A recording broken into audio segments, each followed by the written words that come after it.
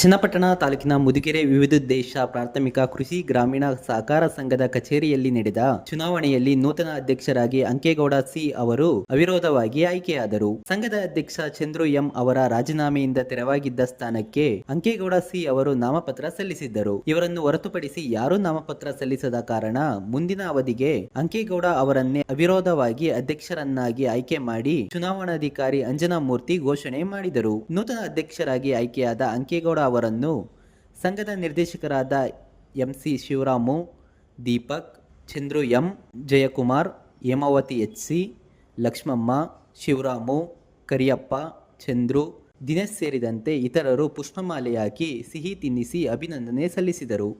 ಇದೇ ಸಂದರ್ಭದಲ್ಲಿ ಊರಿನ ಮುಖಂಡರು, ಗ್ರಾಮಸ್ಥರು ಹಾಜರಿದ್ದರು. ನಿರುದ್ಯೋಗಸ್ಥ ಸೇವಾ ಸಹಕಾರಕ್ಕೆ ನಮ್ಮ ಎಲ್ಲ ಸುತ್ತಮುತ್ತಲಿನ ಗ್ರಾಮಸ್ಥರು ಸಹಕಾರ ನೀಡುವುದರಿಂದ ನಾವು ಮುಂದಿನ ಅಭಿವೃದ್ಧಿಗೆ ಭಾರಿ ಹೆಚ್ಚಿನ ಒತ್ತಡ ಕೊಟ್ಟು ನಿರ್ವಹಿಸುತ್ತೇವೆ.